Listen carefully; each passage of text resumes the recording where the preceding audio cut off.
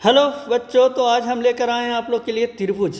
तो ninth JAC board में त्रिभुज से रिलेटेड जो भी क्वेश्चन आने वाला है वो सारा ऑब्जेक्टिव क्वेश्चन हम यहाँ पे आपको करवा रहे हैं। तो पहला क्वेश्चन है, त्रिभुज के तीनों कोणों का योग कितना होता है। तो त्रिभुज के तीनों कोणों का योग कितना होता है, 180 डिग्री। तो ये सभी को मालूम है। त्रिभुज के तीनों कोणों का अनुपात 1:3:5 हो, तो सबसे बड़े कोण का मान कितना होगा ये निकालने के लिए बोल रहा है। तो यहाँ पे क्या करेंगे, 1x + 3x + 5x, ये तीनों मिल करके कितना के बराबर करेंगे, 180 डिग्री के बराबर करेंगे। तो 5 3 8 और 1 9x हो जाएगा, तो 9x बराबर 180 डिग्री हो जाएगा। तो x का मान यहाँ से आ जाएगा आपका 20 डिग्री। ठीक है, यहाँ से काटेंगे तो 20 डिग्री आ जाएगा। तो यहाँ पे सबसे बड़ा कोण कितना होगा, 5x। तो 5 × 20 = कितना होगा आपका 100 डिग्री। तो यहाँ पर सबसे बड़ा कोण कितना होगा, 100 डिग्री। तो यहाँ 4 नंबर ऑप्शन आपका क्लियर हो गया। अगला क्वेश्चन, निम्नलिखित में से कौन सर्वाघात समता की कसौटी है। तो कौन जो है इसमें सर्वाघात समता की कसौटी है वो पूछ रहा है। तो सबसे पहले एंगल है। तो देखिए, सर्वाघात समता का मतलब क्या होता है, एक दूसरे को पूरी तरह से ढक लेना। तो एंगल जो है वो सर्वाघात समता की कसौटी नहीं है। क्यों नहीं है तो समझते हैं। अगर मान लीजिए कि दो त्रिभुज है, एक छोटा त्रिभुज ले और एक बड़ा त्रिभुज ले, तो हो सकता है कि दोनों त्रिभुज का एंगल सेम हो, लेकिन एक छोटा होगा और एक बड़ा होगा, इसलिए सर्वाघात समता की कसौटी नहीं है। दूसरा है साइड एंगल साइड। अब यहाँ पे साइड एंगल साइड है, मान लीजिए कि दो त्रिभुज है तो दोनों का साइड बराबर है। ठीक है, ये साइड इसके बराबर, ये साइड इसके बराबर है, ऐसे है। मान लीजिए कि ये साइड इसके बराबर है और ये दोनों के बीच का एंगल भी बराबर है, तब तो श्योर है कि दोनों त्रिभुज जो है वो सेम साइज का होगा, दोनों एक दूसरे को पूरी तरह से ढक लेगा, इसलिए साइड एंगल साइड यहाँ पे सही है। लेकिन नेक्स्ट है साइड साइड एंगल। मान लीजिए कि दो साइड बराबर है, ये दोनों साइड बराबर है, लेकिन नेक्स्ट जो एंगल है वो अलग है यहाँ पे। ठीक है, तो नेक्स्ट एंगल यहाँ पे अलग हो सकता है, तो साइड साइड एंगल से सर्वांग समता की कसौटी नहीं होगा। जैसे कि एक एग्जांपल आप ले लीजिए, मान लीजिए कि ये आपका 3 सेंटीमीटर हो गया, दूसरा भी मान लीजिए कुछ हो गया यहाँ एंगल, मान लीजिए कि 4 सेंटीमीटर हो गया, और ये एंगल 3 और 4 ये भी बराबर हो गया। मान लीजिए कि इधर भी हम ले लेते हैं 3 और 4। ठीक है, 3 और ये भी ले लेते हैं 4। तो 3 और 4 अगर हम इसको भी ले लेंगे, यहाँ पे मान लीजिए कि 4 हम इधर ले लेते हैं, 3 और 4, तो क्या ये वाला एंगल बराबर होगा, नहीं होगा, ये एंगल अलग होगा, ये एंगल अलग होगा। तो ये भी सर्वांग समता की कसौटी नहीं है। दूसरा एंगल साइड साइड है तो भी नहीं होगा, एंगल बीच में रहना चाहिए। देखिए, एंगल यहाँ साइड में है तो ये भी नहीं होगा, यहाँ भी एंगल साइड में है तो नहीं होगा, एंगल का होना चाहिए बीच में। तो ये सर्वांग समता की कसौटी है। चलिए अगला क्वेश्चन है, कौन सर्वांग समता का एक नियम नहीं है, कौन नहीं है। तो देखिए यहाँ पे एंगल साइड एंगल, ये भी सर्वांग समता का नियम होगा, साइड साइड साइड भी होगा। ठीक है, जहाँ भी एंगल किनारे में हो, सिर्फ एक छोर पर हो, अकेला एंगल हो और वो एक छोर पे हो तो वो नहीं होगा। देखिए यहाँ अकेला एंगल है लेकिन कहाँ है, बीच में। यहाँ एंगल है तो लेकिन दोनों साइड है, यहाँ पे एंगल किधर है, दोनों साइड है। तो दोनों साइड हो, पेयर में रहेगा तो दोनों साइड होगा एंगल। ठीक है, पेयर में हो तो दोनों साइड एंगल होना चाहिए।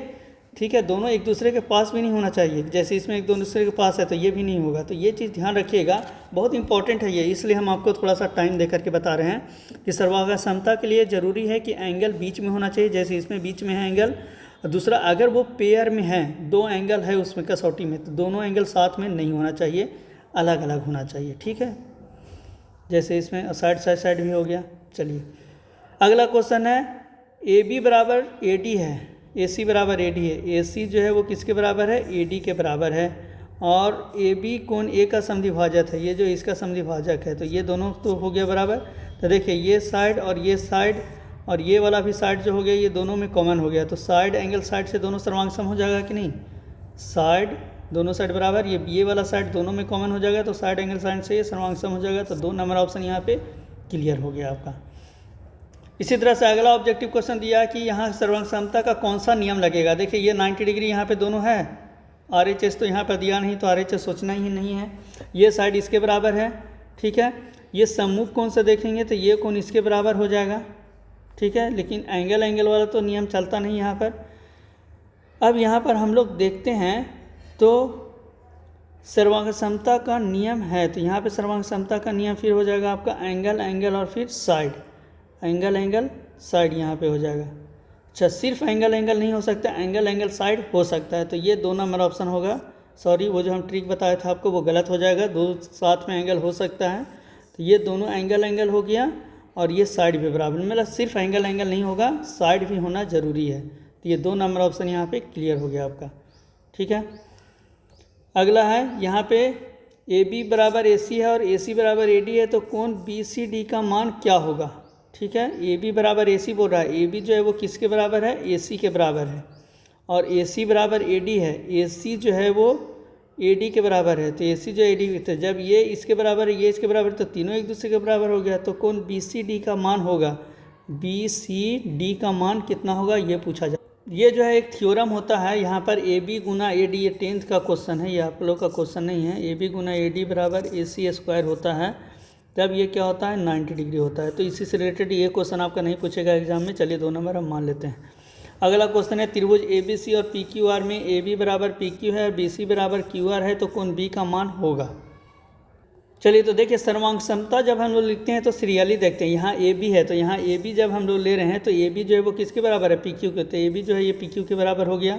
दूसरा यहाँ पर दे रहा है आपका, दूसरा जो है सेकंड, वो सेकंड आपका यहाँ पर दे रहा है बी सी जो है वो क्यू आर के बराबर है, तो जो बी सी है वो किसके बराबर हो रहा है, क्यू आर के बराबर हो रहा है, तो कोण बी किसके बराबर होगा। तो यहाँ से पता चल रहा है कि कोण बी जो है वो कोण क्यू के बराबर होगा, तो कोण बी जो है वो कोण क्यू के बराबर होगा। तो 2 नंबर ऑप्शन यहाँ पे क्लियर हो गया आपका, कोण बी जो है वो कोण क्यू के बराबर हो जाएगा।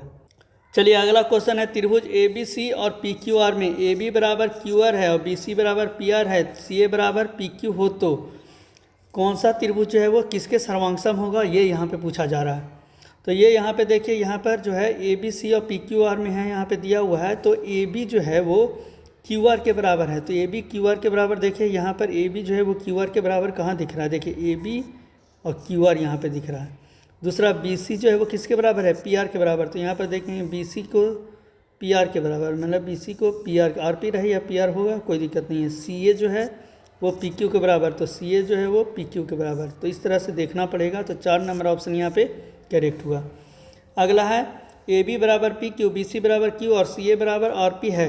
देखिए तो इस ऑप्शन से देखिए, यानी तो खुद से भी आप लिख सकते हैं। तो सबसे अच्छा ऑप्शन ही देखना यहाँ पर रहेगा, ए बी देखना है तो पी क्यू दिखना चाहिए, ए बी है तो यहाँ पे क्या दिख रहा है, पी क्यू दिख रहा है। दूसरा बी सी है तो क्यू आर दिखना चाहिए, देखिए बी सी है यहाँ पे तो क्या दिख रहा है, क्यू आर दिख रहा है। सी ए है तो आर पी दिखना चाहिए, तो यहाँ पे क्या है, सी ए है तो यहाँ पे क्या दिख रहा है, आर पी दिख रहा है। तो ये 1 नंबर ऑप्शन यहाँ पे करेक्ट हुआ। अगला क्वेश्चन है यदि कोण ए बराबर कोण पी है, कोण बी बराबर कोण क्यू है और ए बी बराबर पी क्यू हो, तो ठीक है, तो कोण ए जो है वो कोण पी के बराबर है, तो ए जो है वो किसके बराबर है, तो ए जो है वो पी के बराबर है, बी जो है वो क्यू के बराबर है, बी जो है वो क्यू के बराबर है, और ए बी बराबर पी क्यू है, ए बी बराबर किसके है, ए बी जो है वो पी क्यू के बराबर हो, तो ठीक है, तो कौन सा होगा, तो हमको तो यही लग रहा है बी जो है वो क्यू के बराबर भी हो जा रहा है, इसमें भी नहीं है, इसमें भी है बी क्यू के बराबर, तो ये दोनों में कन्फ्यूजन है। तो ये 1 नंबर ऑप्शन ही यहाँ पर होगा, क्योंकि इसमें ए बी पी क्यू के बराबर नहीं है। समझ में आ रहा है ना, बहुत आसान है, थोड़ा सा दिमाग लगाना पड़ेगा इस तरह का क्वेश्चन में। चलिए अगला क्वेश्चन है, तो इसमें दोनों में ए बी बराबर डी दिया हुआ है कि ए बी जो है वो डी के बराबर है, बी सी जो है वो ई एफ के बराबर है, तो बी सी जो है वो ई एफ के बराबर है। तो यहाँ पर बताना है कोण ए जो है वो कोण डी के बराबर होगा, तो कोण ए जो है वो कोण डी के बराबर होगा, कोण बी जो है वो कोण ई के बराबर होगा, कोण बी जो है वो कोण ई के बराबर है, कोण सी जो है वो कोण एफ के बराबर है। तो यहाँ पर पूछा क्या है, बी जो है वो ई के बराबर है, ए भी जो है वो डी के बराबर हो जाएगा, तो फिर सर्वांगसम हो तो अच्छा यहाँ पर फिगर दे दिया है, फिगर दे दिया है तो फिगर में दिख रहा है कि साइड एंगल साइड को ये फॉलो करेगा, इसलिए बी जो है वो ई के बराबर, यही आंसर हो जाएगा। ऐसे ये क्वेश्चन कुछ क्लियर नहीं लग रहा है इसमें, ठीक, तो ये फिगर दे दिया इसलिए ये क्वेश्चन बन पा रहा है, फिगर नहीं देता तो क्वेश्चन नहीं बन पाता। चलिए अगला क्वेश्चन है ए बी सी में ए बी सी बराबर ए बी है और कोण बी बराबर 80 डिग्री है। तो यहाँ पर ए बी सी अगर हम लोग बनाते हैं त्रिभुज, ठीक है, तो इसमें क्या कर रहा है, ए बी सी त्रिभुज बनाएंगे, ए बी सी त्रिभुज बनाएंगे, फिर क्या रहा है बी सी बराबर ए बी है, तो बी सी जो है वो किसके बराबर है, ए बी के बराबर है, तो ए बी जो है वो बी सी के बराबर है, तो ये दोनों कोण क्या होगा, आपस में बराबर होगा, ठीक है।